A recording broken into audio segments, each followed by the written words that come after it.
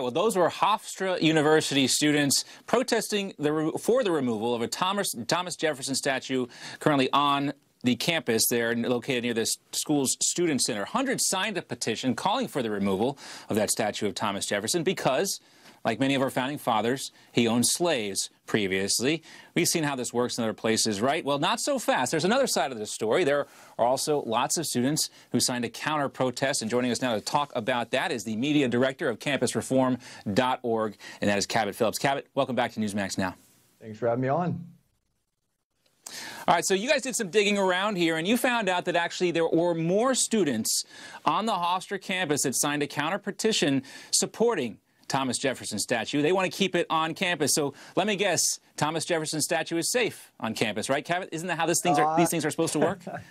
That's often how they're supposed to work, but usually that's not how they end up working. Most likely, universities around the country will bow down to the demands of the most vocal minority that's willing to threaten people and name call. And in this case, as of yesterday, there were about 1,200 students who had signed a petition to keep the statue on campus. About 900 had signed a petition to remove it from campus. But I think it's important these students get a history lesson also. I think many of them, first of all, have very little idea and knowledge about the role Thomas Jefferson played. They're chanting, "This is what democracy looks like." Well, we wouldn't have a democracy the way that we enjoy it today without men like Thomas Jefferson. And yes, of course, these were flawed people that did horrible things in many cases, but it's important to take a step back and look at the big picture. These were flawed men who did incredible things also, and making sure that we're not whitewashing all of history because some of these people may have done bad things.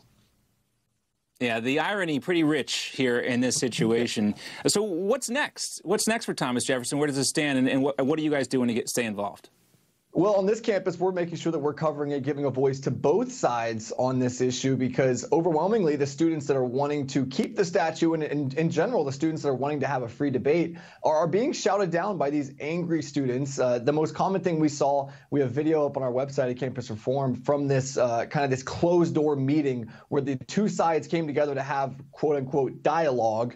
That dialogue was not open to both sides as the protesters began shouting down students as white supremacists and saying that it was a sign of their white fragility that they wanted to keep this statue of Thomas Jefferson. And sadly, that's what we see at campuses across the country, not just at Hofstra. Anytime students begin to push back against the leftist narrative, they're not met with a debate. They are met with name calling. And a lot of students on campus sadly think that's what dialogue looks like. It looks like yelling at people, calling them names, and then maybe threatening violence and then calling it a day's work. But we're going to do our best to continue to shine a light on the situation, let people make up their own minds. You know, reasonable people can agree or disagree about something like a statue on campus, but go about it the right way. Have a debate, let both sides be heard, and then make up your mind afterwards.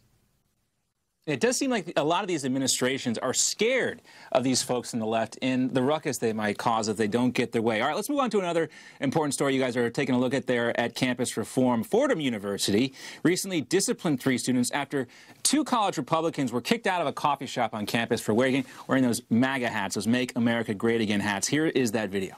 Nothing about supporting political identity. That says nothing about politics. Get out. You have no right to do any of this. Yeah, I actually do. On what I'm grounds? protecting my customers. From what? We're your customers. We bought something. Yeah. I don't want people like you supporting this club. All right, now after an investigation, one of the Republican students is now barred from that coffee shop. Both he and the president of the coffee shop have also had to issue apology letters. Are you guys happy with the way this turned out, Cabot? Well, we're not happy. We're not happy anytime there's a suppression of free speech going on. These students went into a coffee shop on campus that bills itself as a safe space. Apparently, it's only a safe space if you go along with the leftist narrative of this group. The students were not even holding a political event. They just went in wearing some pro-Republican, pro-Donald Trump, pro-conservative messages, and they were told to leave immediately. And it's gotten to the point now where I've reached out, I've talked to some of the students that were a part of this and some of the other conservative students on campus, and they've chosen to remain anonymous. They don't want to get involved in any more campus politics because the university, they feel, has threatened them to the point of silence where they are worried about further punishment. And like you said, 2 of the students, all they wanted to do was buy coffee, and now they faced repercussions from the school because they were supposedly creating a controversy just by wearing a shirt that may have hurt people's feelings. Yeah, and again, this is exactly where colleges are going wrong. They are so scared of these types of confrontations. It's just wrong, Cabot. Unfortunately, we're going to have to wrap it up there. We do want to talk to you when you come back next time about UC Berkeley and their foray into the gun control issues. Some question marks going on there, but we'll have to wrap it up for the time being. Cabot, thanks so much for being with us. Absolutely.